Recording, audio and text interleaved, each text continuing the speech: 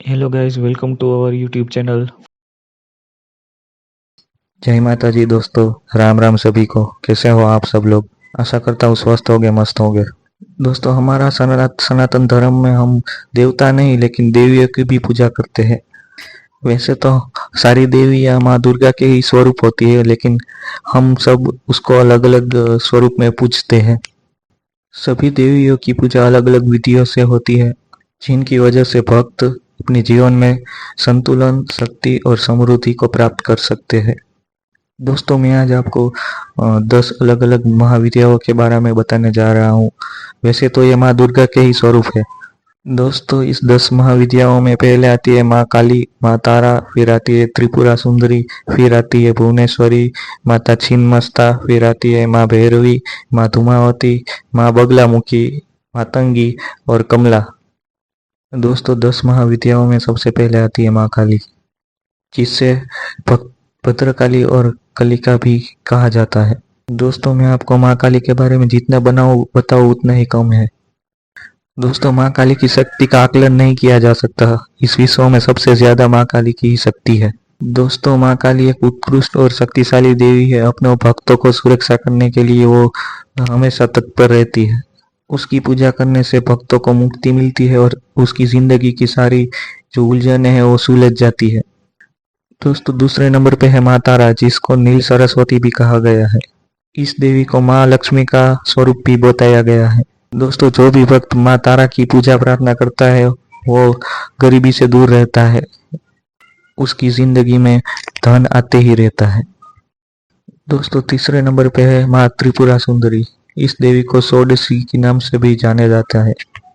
और दोस्तों, इस देवी को ललिता और राजराजेश्वरी के नामों से भी जाना जाता है।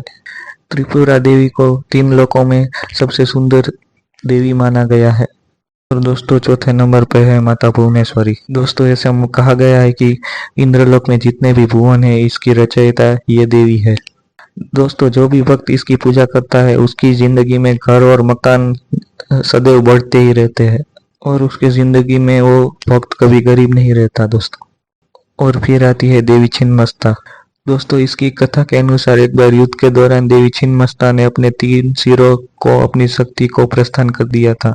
इससे पहले कि शक्ति प्रस्थान हो, उसने अपने 2 शिष्यों को भोजन के लिए उनके सिर का अंश दे देती है। दोस्तों, यह शक्ति त्याग और बलिदान को दर्शाती है। और फिर आती है भैरवी देवी। दोस्तों, जैसे बाबा भैरव है, उसके साथ ये शक्ति भैरवी भी चलती है। दोस्तों, ये भी माँ काली की तरह एक उग्र देवी है, जिसकी पूजा भी तांत्रिक विधि से होती है। और ये देवी भी हर प्रकार के काला जादू से अपने भक्तों की रक्षा करती है। दोस्तों, अगली देवी है माँ धूमावती। धूमावती देवी, जो भगवान शिव ने देवसती को शाप दिया था कि उन्हें निगलने के लिए उन्हें विधवा होना पड़ेगा, जो अत्यधिक भूख को संतुष्ट करने के लिए उन्हें निगल गई थी और फिर उन्होंने उगल दिया था।